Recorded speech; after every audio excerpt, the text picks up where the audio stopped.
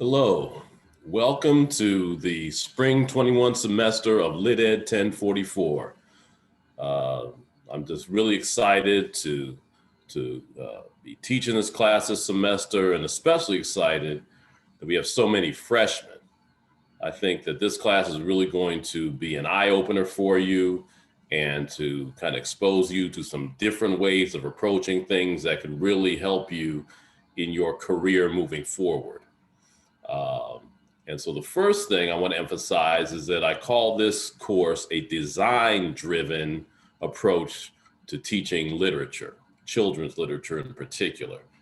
And you may not know what design-driven means, but don't be worried about that because project one is called Teachers Are Designers. So we're going to get into what it means to be design-driven and why teachers are designers.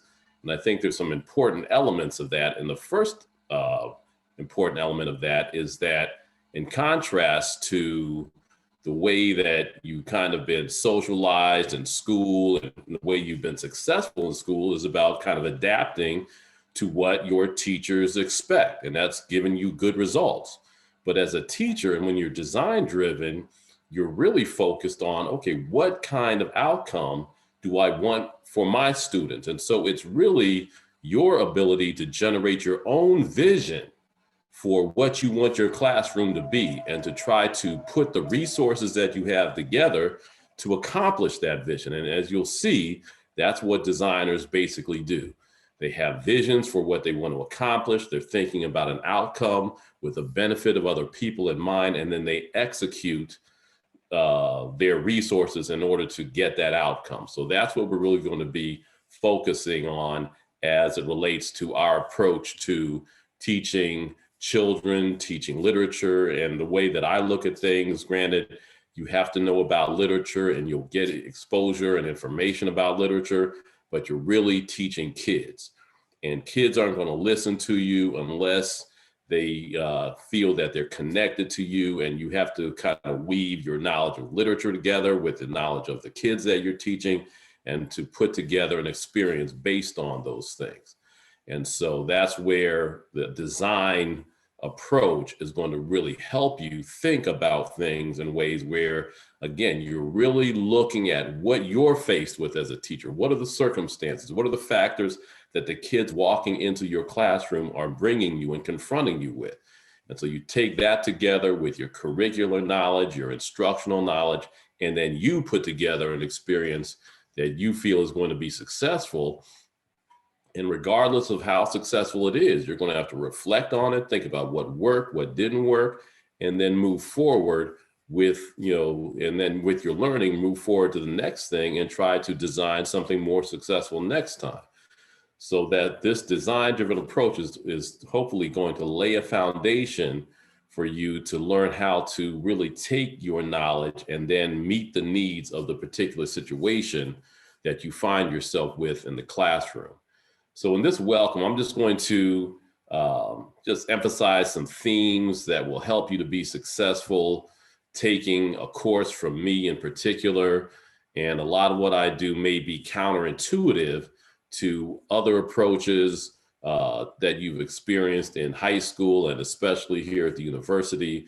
So I'm just going to give you an approach that's going to help you to be successful taking a class from me.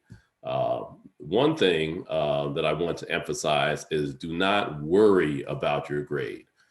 This course is designed, and again, it's going to be a lot of different things that are going to be thrown at you, and I don't want you to kind of be discombobulated because, oh, it's different and it's not what I'm used to, and I don't know, and all that uncertainty builds up to my grade and what's going to happen to me. Please do not worry about your grade. This is really designed so that if you go through the projects that we have, and I'm going to be sending out information about a website that I've developed for the course so that you'll have your projects and everything listed out so you go through the projects and you really bring your best effort to completing the projects in collaboration with your group members. And that's going to be a big thing as well. Again, you're used to being an individual student agent and accomplishing things and getting reward to function individually.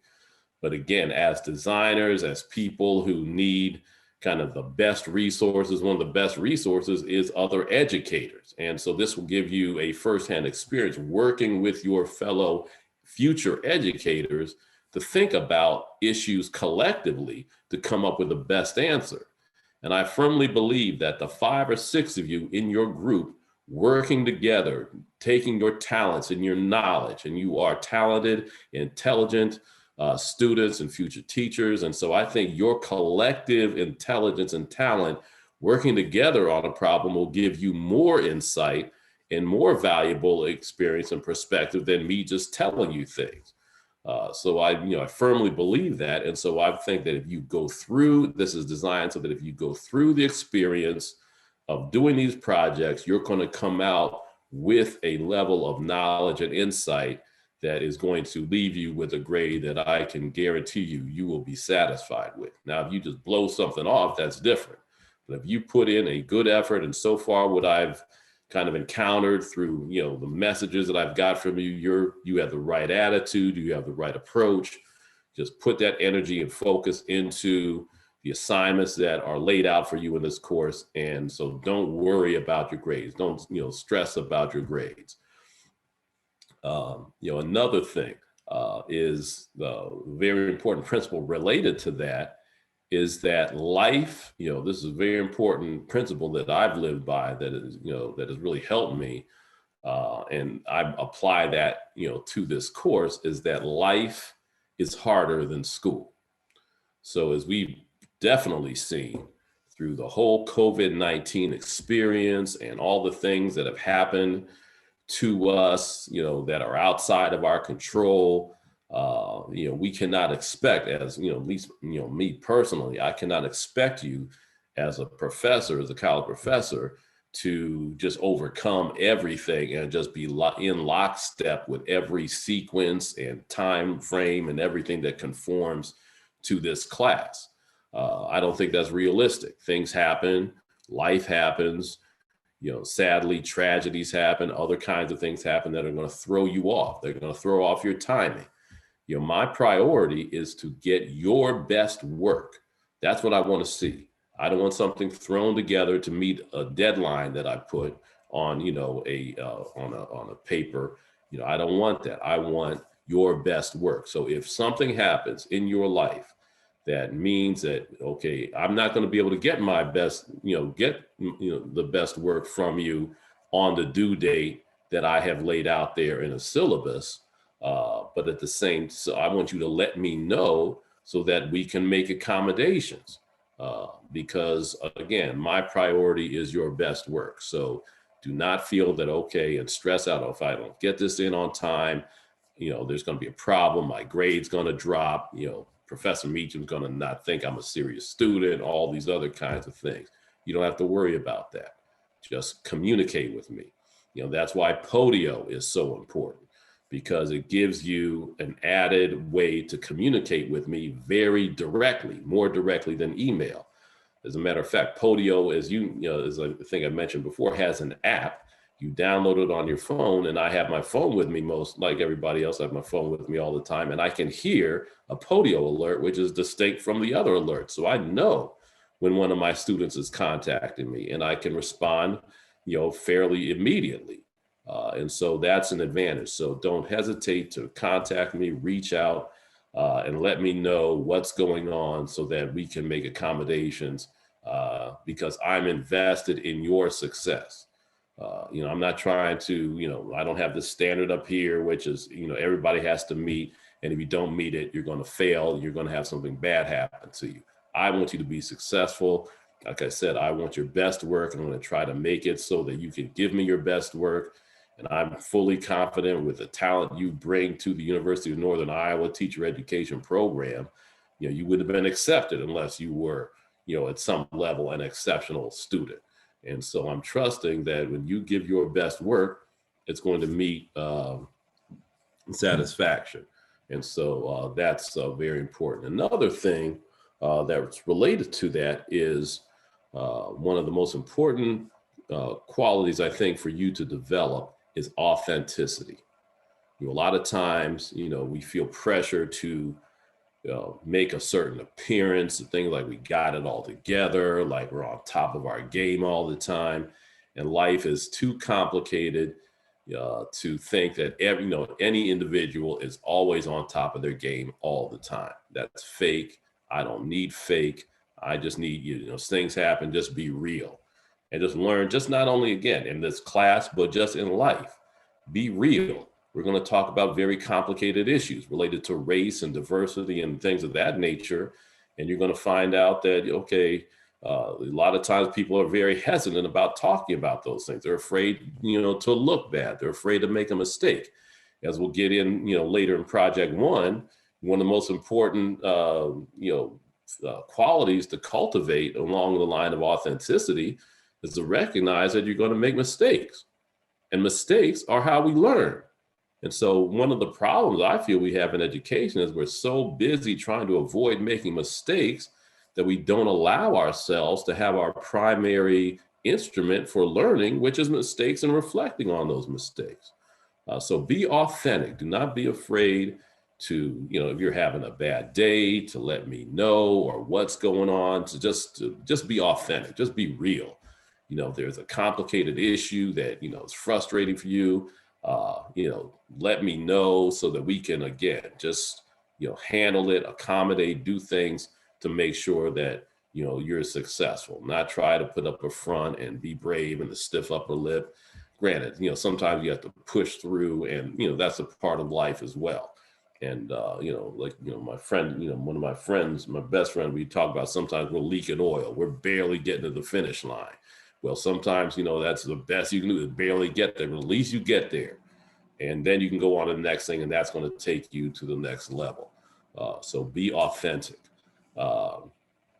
Another thing which might be counterintuitive, I would rather you, and this is part of the design orientation as well, I would rather you kind of focus on something that resonates with you in the material, something that you feel is important, and dig deeper into that and to know that, than simply try to rush through and cover this broad range and do it in a superficial way. So for example, in Project One, you're going to learn about the 24 principles of the design as related by a designer named Bruce Mal. I would rather you take a couple of those principles that seem to make a lot of sense to you and reflect deeply on those principles and be prepared to discuss those sorts of things and what you learn from your deep dive into the principle, than try to cover all 24 and memorize them or do something like that, and you really don't know much about any one of them. I would rather you be narrow and deep than broad and superficial. So that will, I think, not only help you in this course, but help you in the future, at least as well. Maybe some other, professor wants you to, memorize 24 things. That's fine. You have to read the room, so to speak. But this welcome is to help you know what you're dealing with from taking a class from me. I would rather you know a couple of things deeply. And once you know one thing deeply, and then you can start to see the same depth in other things, even before you start thinking about those other things deeply, because you recognize from your deep dive certain principles that are operating, and you can recognize them and begin to integrate them into a deeper level of understanding. And so that, by going into one or two things deeply, that really helps you go into other things deeply, because it becomes more difficult to kind of sit at a superficial level, because, you found out there's something deeper going on. I got to get down to this deep level. So it's changing you kind of internally to where you're less satisfied with a superficial level of understanding. So that is one of the reasons why I would rather you kind of dig deep and narrow than versus try to cover everything just to get the information learned. Now, some places, some classes, some professors, that's what they want you to do. This isn't the place, especially as it relates to teaching. Teaching, I think, is one of the most intellectually challenging professions, because you have to act on your knowledge. It's not enough to have it in your head and you can spit it out and then that's fine. No, you have to know it. You have to be able to, execute it in a situation much of which is unexpected. You're dealing with a child or a student or another human being who's a complicated, phenomena in their own right. And you need to be able to know that knowledge in such a way where you can execute that knowledge.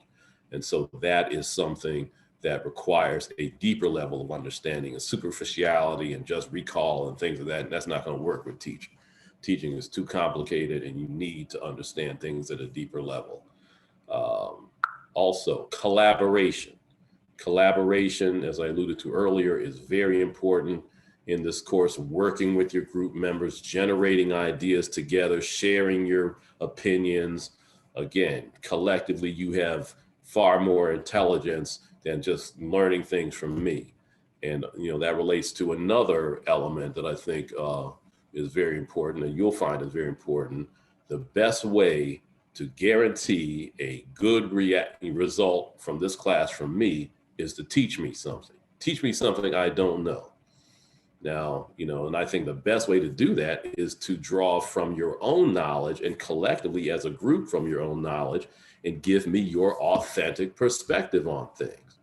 If you come up with a different way of looking at things, and it happens on a regular basis, students will really think about things, and then they'll come up with their own perspective, their own idea based on your own life experiences and what that means to you, and you'll think of something different.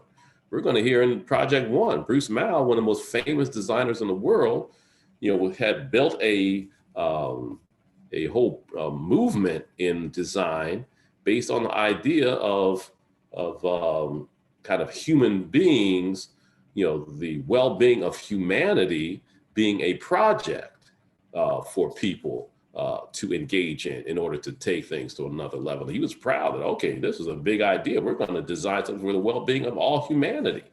He went to a high school, as you'll see, and he encountered a high school student that said, Mr. Mal, you're not thinking big enough. Because really you should be thinking about designing things for the well-being of all of life. And even though he's this big designer with this big reputation, you'll learn about some of the I'm getting distracted by a cat down here. Who's should be quiet, and usually she's sleeping. But anyways, this student said you should be thinking about the well-being of all of life, not just human beings. And even though he's this big designer with this big reputation, you had to say, wow, this high school student is absolutely right. And he changed his approach based on the high school student. And so again, I think your brilliance, your ideas, you have an ability to teach me things. So come up with your own authentic ideas, give me your true perspectives as it relates to, again, some of these challenging problems that we're going to be dealing with in these projects. And, and I'm excited to learn from you. And that's the best way to guarantee a high grade. And, not only that, but, recommendations in the future because you taught me something. And, that's what I'll, remember. And so I'm looking forward to having that experience from all the groups that, that you formed together. Let me think. Any other things that I have on my list here? No, I think I've covered everything. Okay. Just thank you for signing up for this class. I'm looking forward to having a great experience with you. As I said, this will be part of, some website, the website for the class. I'll encourage you to look to the website for messages, presentations, links to videos, which will enhance and deepen your experience for the course and just make you much more successful. So again, thank you very much and look forward to meeting you soon. Bye-bye.